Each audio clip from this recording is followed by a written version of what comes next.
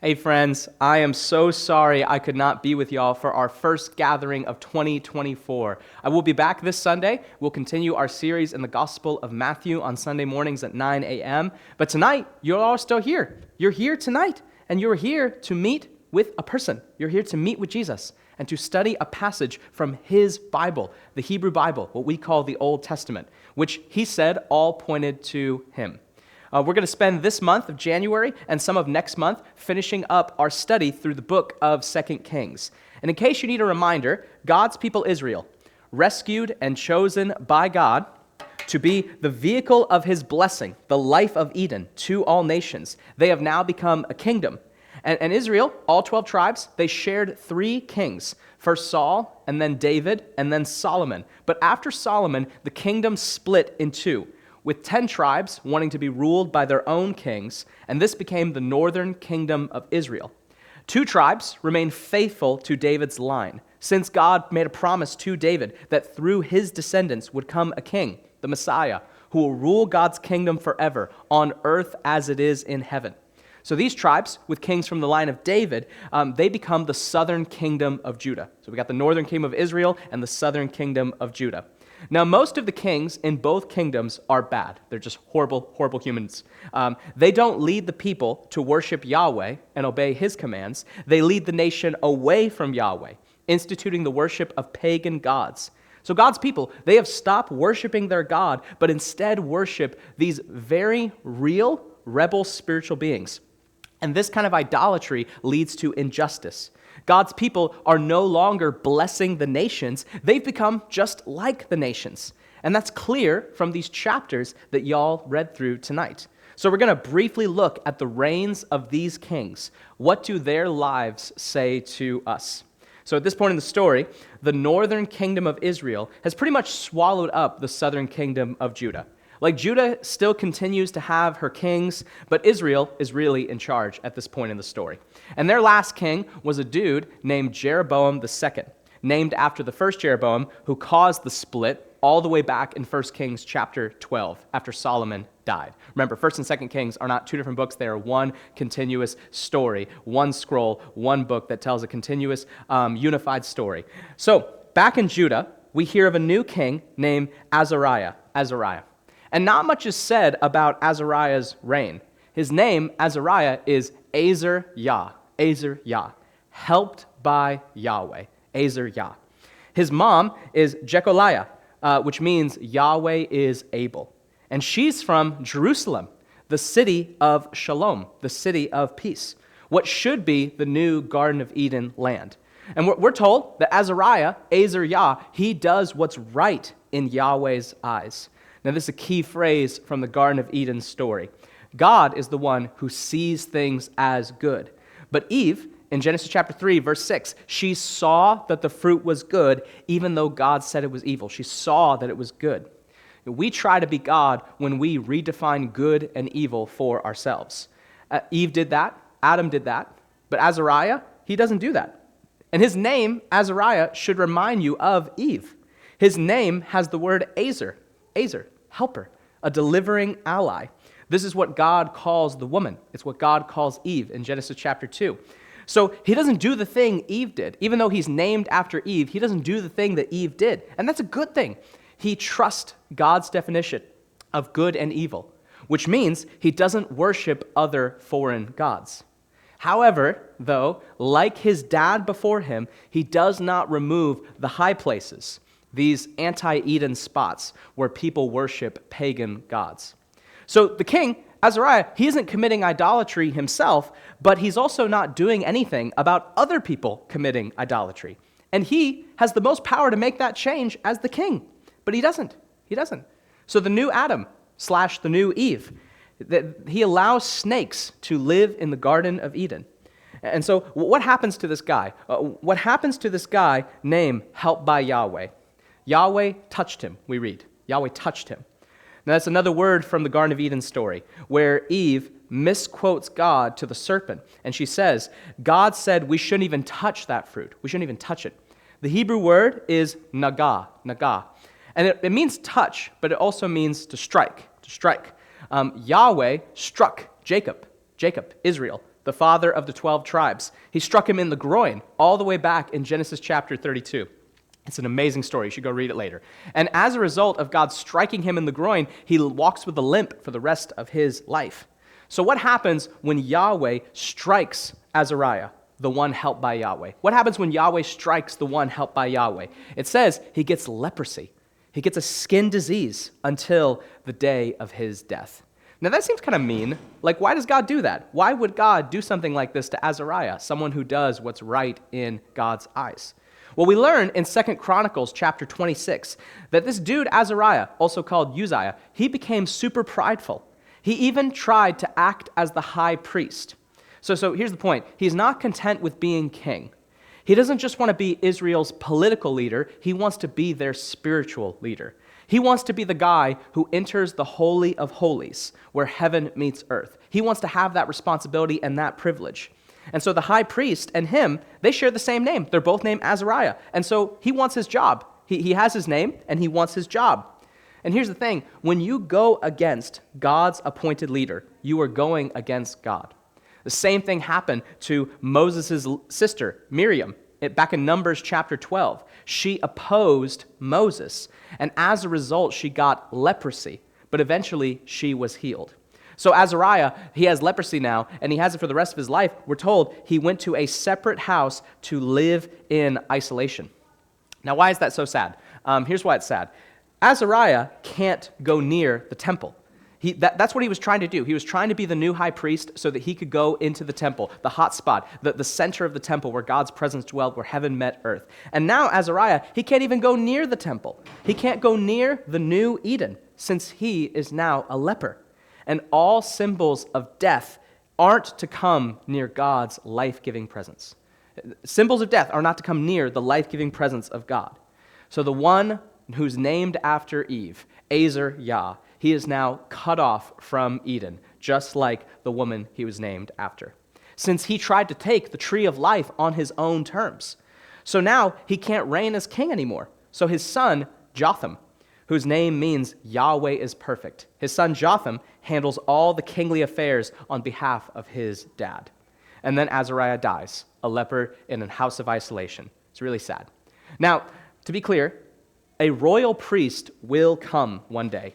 There will come someone, according to the Bible, who is both king and priest, and he will open the way back up to Eden for us all. Azariah, he was not that guy. He was not the Messiah. But that guy will come. The royal priest will come, and he will be helped by Yahweh. He won't try to redefine good and evil for himself. And not only will this king have access to God's temple life, he will be the very temple presence of God in a person. He will be heaven on earth in a human.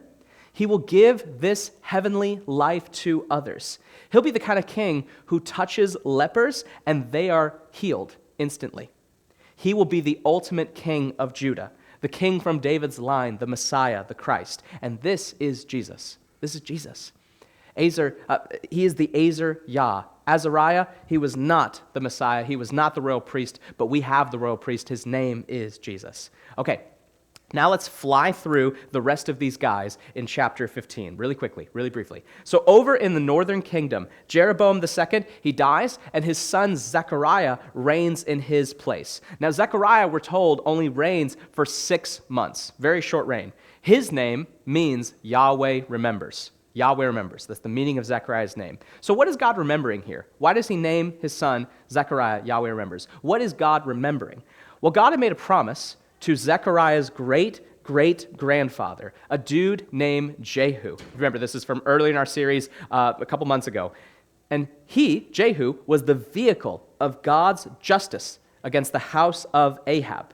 And because Jehu had put the descendants of Ahab to death, God promised Jehu that his descendants would sit on the throne for 4 generations. So his son, his son, his son, and his son.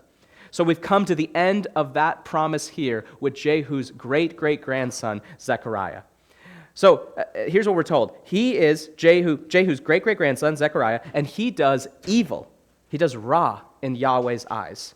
By doing what's good in his own eyes. We do evil in God's eyes when we do what's good in our own eyes. And what does he do?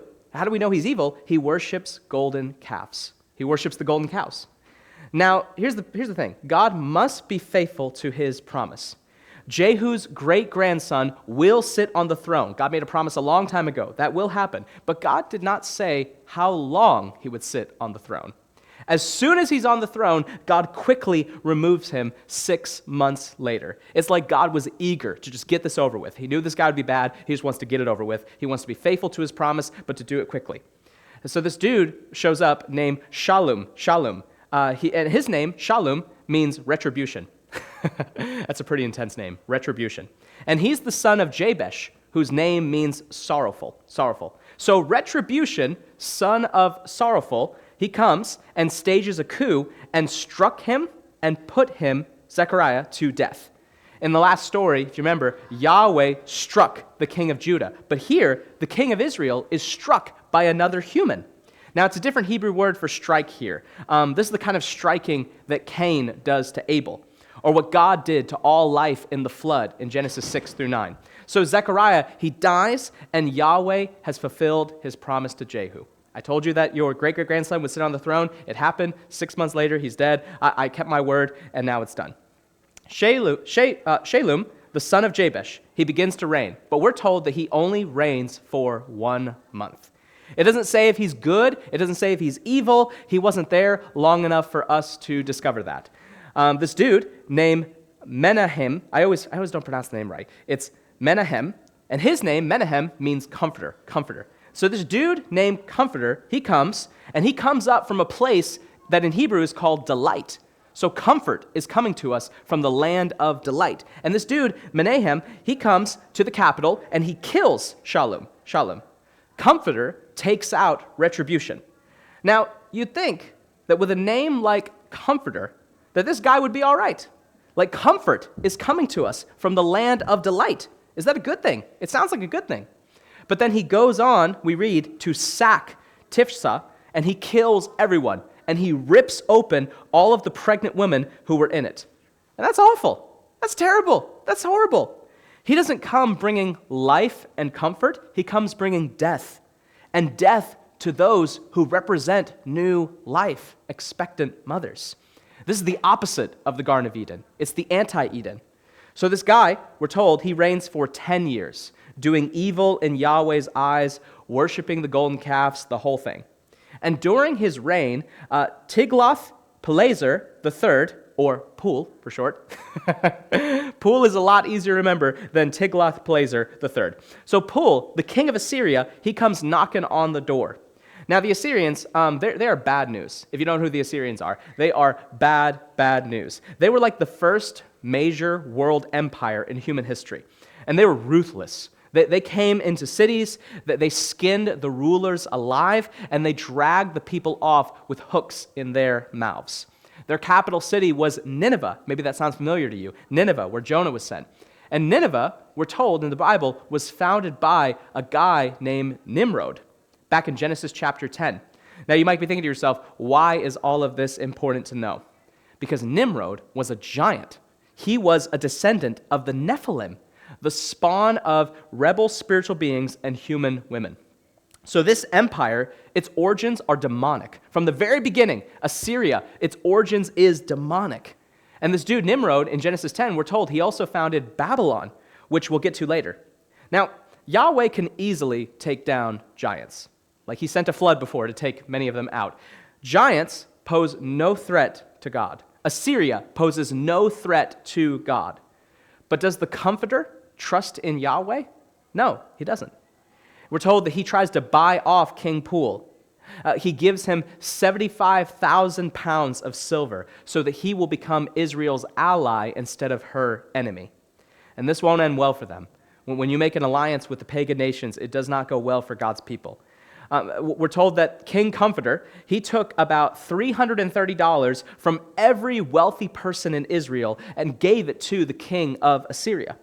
So the king of Assyria, he was bought off, he received this money, and then he turned back and he left them alone for now. So Menahem dies, and his son, Pekahiah, I always pronounce these names wrong, Pekahiah, whose name means Yahweh has opened the eyes, he begins to reign.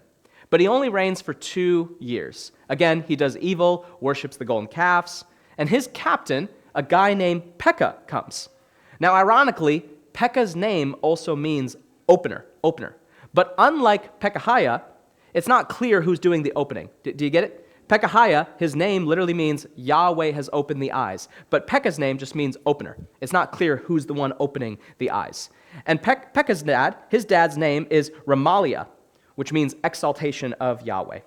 So Pekah comes, he forms a coup, and with 50 men, he comes to strike down the king. He kills him in his own house, along with his companions, a guy named Turf and another guy named Lion. So there's no one from his household to take the throne. So now Pekah, this random dude, is king. This whole thing, the book of 2 Kings, is like a soap opera. It's all like a soap opera. So Pekah reigns for 20 years, doing evil in Yahweh's eyes, worshiping the cows. And during this time, the king of Assyria again comes knocking. And this time, he captures some of their land. He takes some of the Eden land, and he carries off the people into exile to Assyria. This is like a mini exile, anticipating a bigger exile to come, which we'll read about together next week. And then a new character appears. This is the end of chapter 15. A new character shows up. His name is Hoshea. Hoshea. Can you say Hoshea? Thank you. Hoshea. And literally, Hoshea's name means salvation. Salvation. He comes and forms a coup, and he takes out Pekah, and he becomes king. So now we have a king whose name literally means salvation. King Salvation. Like, that sounds awesome. He shares a name with another famous biblical character, Yehoshua, Joshua, the guy who came and led the Israelites into the promised land and defeated the giants. Like, that's good. He's named after that guy, Yehoshua, the one who came and defeated the giants and led us into the promised land. But this is sad. The reason why it's sad, the reason why this is so ironic is because it's going to be during Hoshea's reign that Israel will be taken out by Assyria. He's going to be the final king of the northern tribes. King Salvation, the final king. Dang. And he will not bring salvation, unlike his name suggests. So we'll read about him a little bit more next week. Now, back in Judah, Azariah's son, Jotham, is reigning. He reigns for 16 years. Again, his name is Yahweh is perfect. Jotham, Yahweh is perfect. And his mom's name is Jerusha, which means possession or inheritance, like the promised land. And she's the daughter of Zadok. And that guy Zadok, he's named after one of Israel's greatest priests. He was the high priest during the reigns of David and Solomon. So remember, Jotham's dad, Azariah, he wanted to be high priest. But his son's mom is a descendant of a priest. So you're tracking. So maybe this dude will be a royal priest. Maybe this dude will be the Messiah that we've been waiting for. Jotham, Yahweh is perfect. And we're told he does right in Yahweh's eyes. That's great. That's awesome. Maybe he's the Christ. But like his dad, he doesn't remove the high places. He doesn't kick the snakes out of Eden. But we're told, he does build up the upper gate of the temple, the new Eden, the heaven on earth spot. And in his days, the Syrians and the Israelites, they came against the kingdom of Judah. So Jotham dies, and his son Ahaz reigns in his place. This is the last king we'll look at tonight, 2 Kings chapter 16. Now, Ahaz, he's the worst. He's the absolute worst. This guy's terrible. His name means he has grasped, as in the hand. He is holding my hand. But again, who is the one holding his hand? It's not clear if God is the one holding his hand. It just says his name, Ahaz, he has grasped my hand. Who's holding his hand? It doesn't say Yahweh. So we're told Ahaz, he's 20 years old when he becomes king, and he reigns for 16 years. And we're told that he didn't do what was right in the eyes of Yahweh, his God, as his father David did. Instead of walking with God, instead of living the Eden life, he walked in the way of the northern kings. But here's the thing. It doesn't say that he worshiped golden calves. He did even worse than that. He worshiped Molech, who demands child sacrifice. And we're told, you read it tonight, he burns his son alive as an offering to this God. This is so messed up. This is the king of God's people doing this. This is a new low, even for them. Like, seriously, one of the reasons that God had his people Israel kill the Canaanites when they took the promised land is because the Canaanites practiced child sacrifice. In the Torah, in the first 5 books of the Bible, in Leviticus chapter 18, child sacrifice is called an abomination. An abomination. It's something that defiles the land so bad that the land literally vomits its inhabitants out. It gets the land so sick that it spits out those who live inside of it. That's what happened to the Canaanites who lived here before Israel. They did abominations, and so when Israel came, the Canaanites were vomited out. So here's the question. Will God's people now be vomited out of their land? It says, Ahaz, he makes sacrifices on every high place and under every green tree. These are Eden words. High place, green tree. He's making anti-Edens. That's what he's doing. He's an upside-down Adam making upside-down sacrifices at upside-down Eden spots. He is an anti-Christ, an anti-Messiah, an anti-Adam. And during this time, Israel and Syria, they are coming up against Judah again. And the king of Syria, we read, he takes land that Judah had captured from Syria.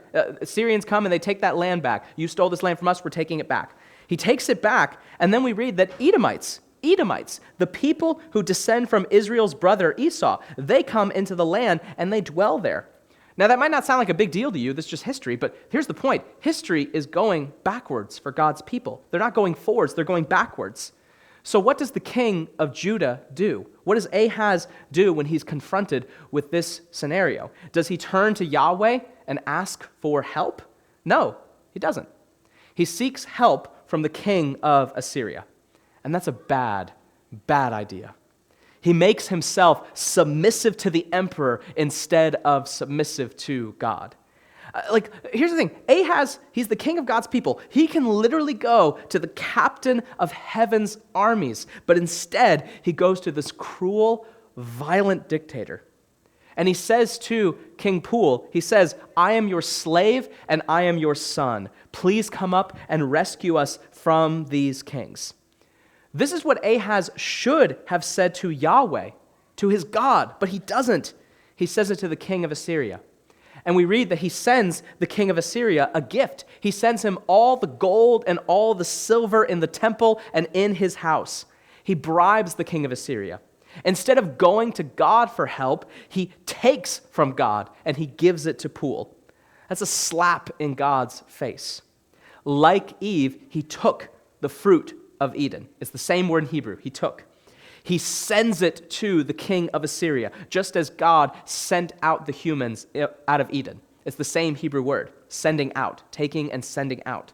So the king of Assyria, we're told, he shamas Ahaz. He listens to him.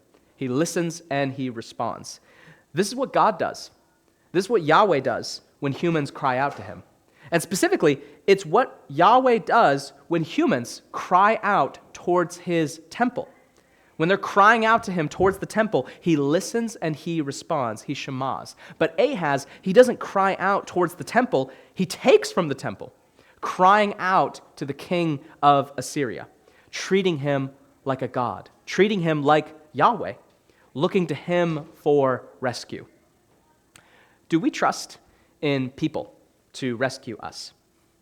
Honestly, do we place our primary trust in humans to sustain us, to save us, to satisfy us? I mean, whether it's a politician or a boyfriend, are you looking for a person to be your salvation? Do you cry out to someone the way you should be crying out to God? Who has your dependence? Who do you place your faith in? Who do you look to as Savior? And you could say, oh, it's God. Of course it's God.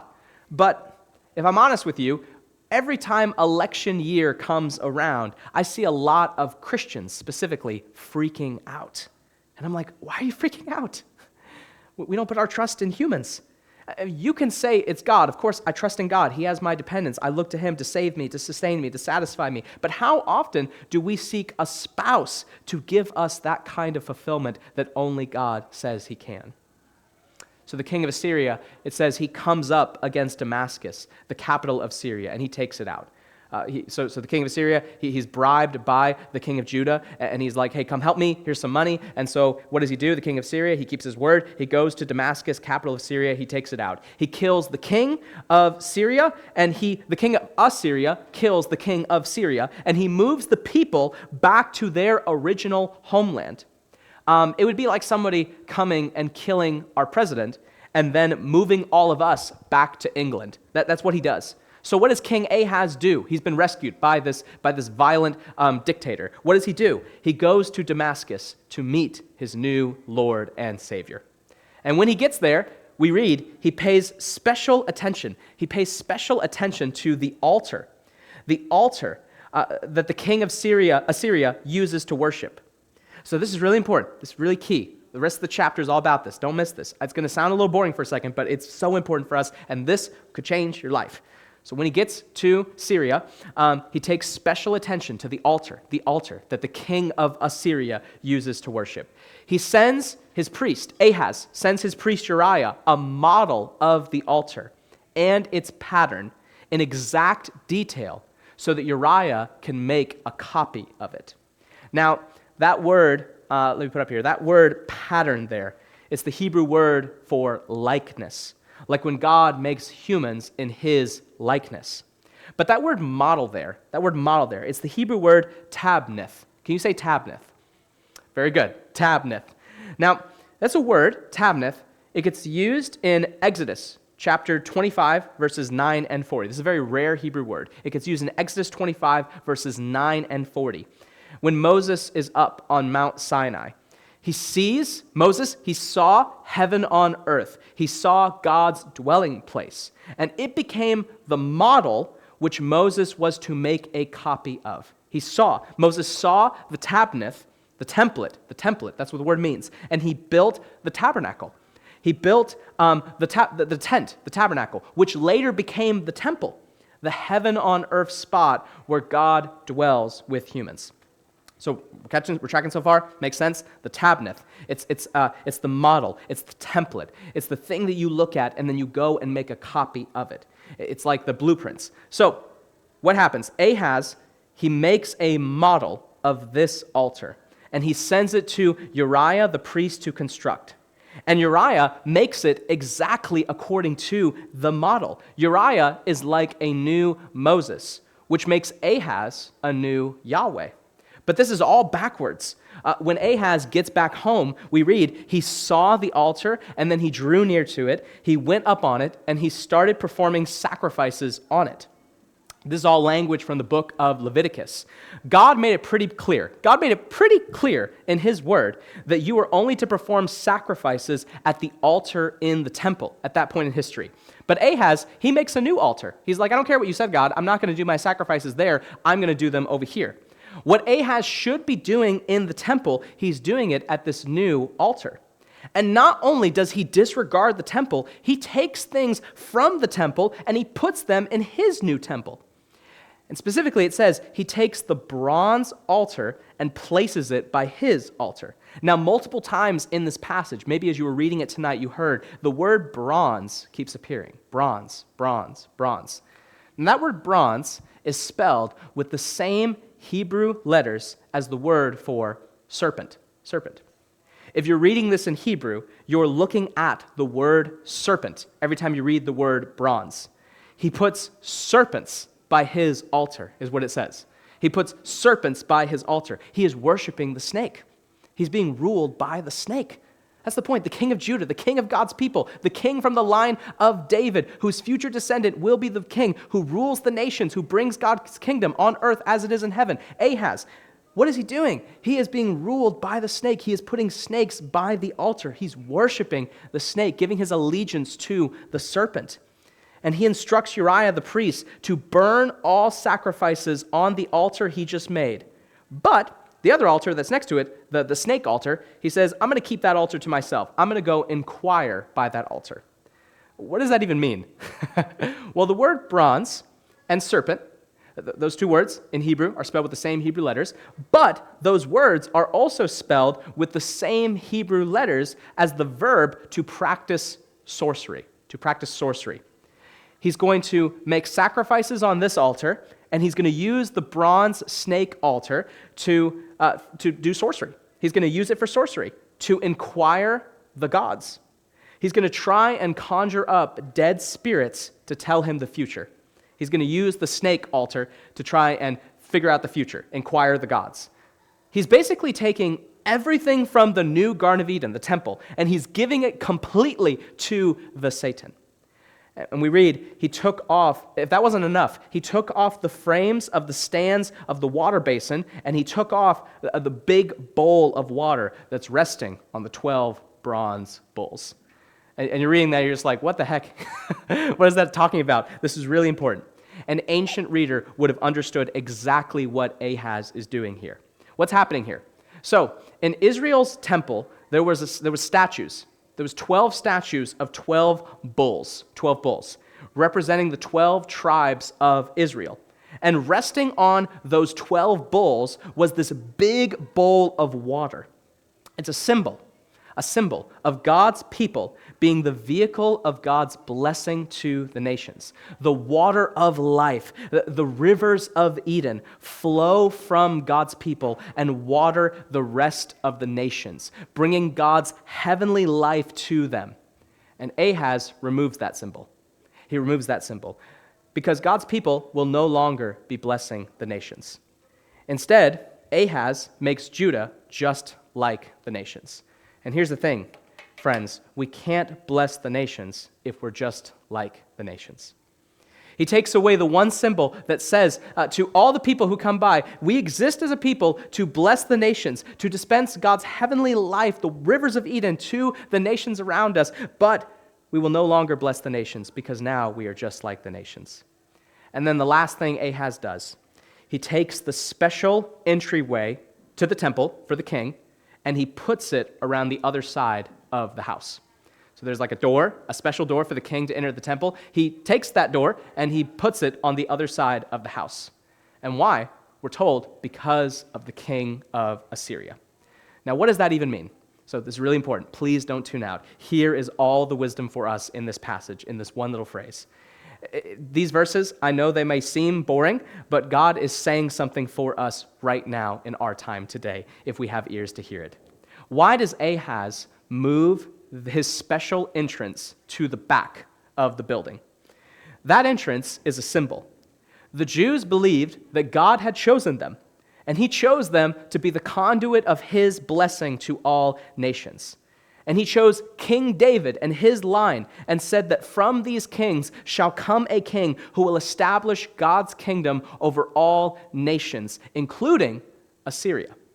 And they believe, the Israelites, the Jews, believe that their temple alone is the place where heaven meets earth, and that this temple is a pointer. It's a pointer to what God will one day do for all creation through that coming king.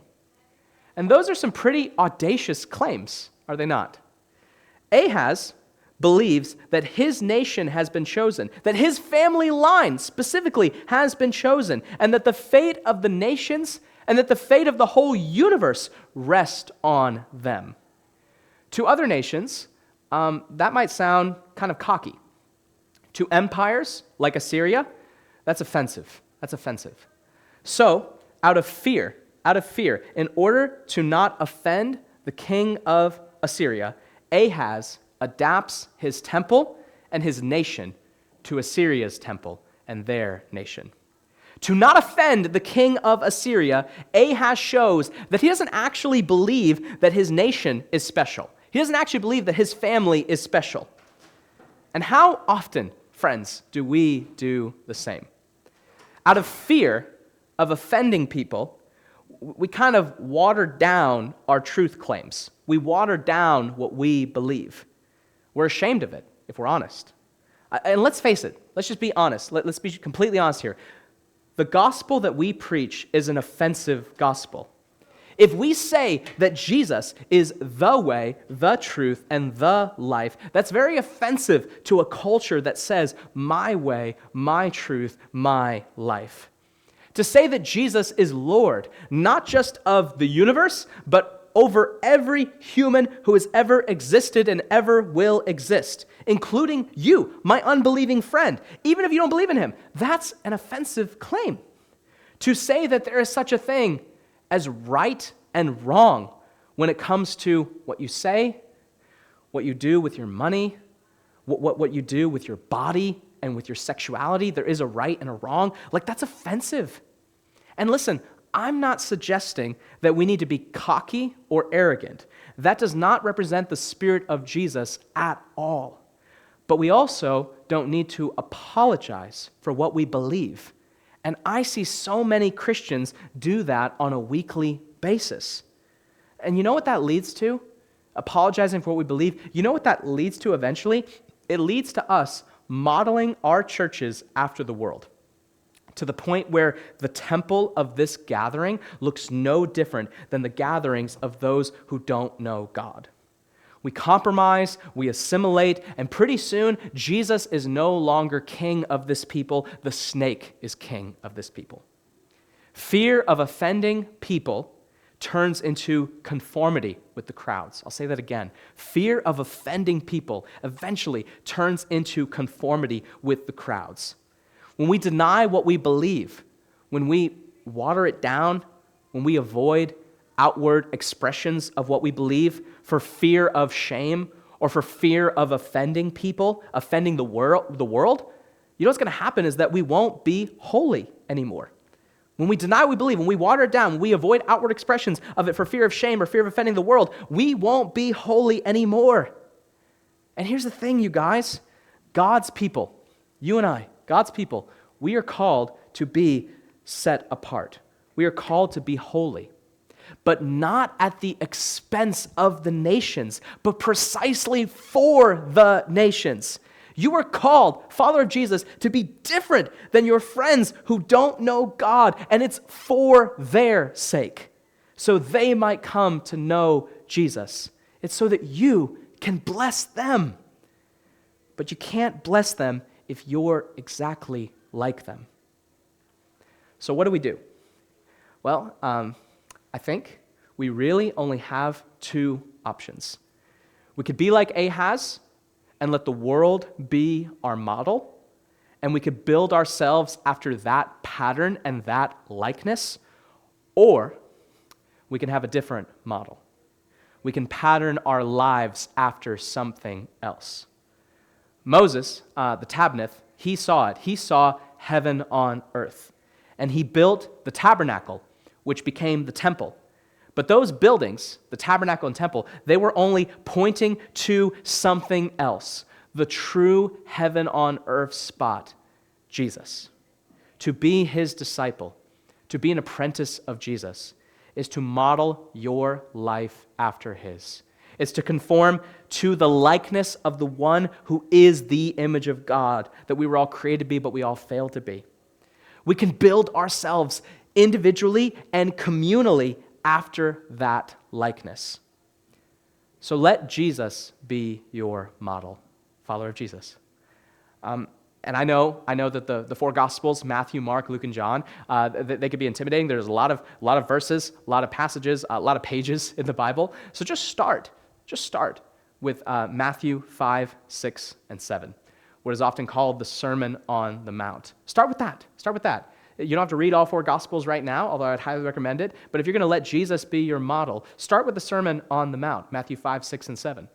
You could read it. You can memorize it this year. You can go through the Bible Project's app. They're going through the Sermon on the Mount all this year in 2024. They have a ton of resources on how to read it and what to learn from it and the wisdom for us. But let's do this in 2024. Let Jesus be your model. Let Jesus be your model, what you and I pattern our lives after. Don't let it be the world. Don't build yourself after the pattern and likeness of the world. Build yourself, conform yourself. Let Jesus be your model. Let Jesus be our model as a people. Let's pray briefly. Father, thank you so much for tonight. I know I'm speaking into the future, but I pray that this message would bless all who are going to hear it on Thursday night, that it's blessing them now even as they're receiving it. I pray, Jesus, that this year in 2024 that you would be our model. So often, God, I've dealt with this. This passage is really convicting to me because in so many ways, my fear of offending people has led at times to conformity with the crowds. But we don't have to apologize for what we believe. We don't have to be cocky or arrogant. We just have to be followers of Jesus who pattern our life after yours. Yes, we preach an offensive gospel. We say that there is absolute objective truth, and that truth is a person, and it's a person that we can know and that we can become like, and that is very good news. It's a very offensive good news, but it is good news nonetheless, and we preach it to others. We announce it, we demonstrate it, we embody it. So Lord, I just pray this year we would not be like Ahaz and not conform our lives, pattern our lives after the world. May the world not be our model, Lord. Because if it is, then the snake is going to be king of this gathering. I know that's true. But Jesus, may you be our model this year in 2024. May we seek to, in everything that we do, seek to be with you, to become like you, and to do the things that you did, King Jesus. We love you so much, and I'm excited for this year and all you have for us. May Jesus be our model. It's in your beautiful, holy, matchless name we pray. Amen.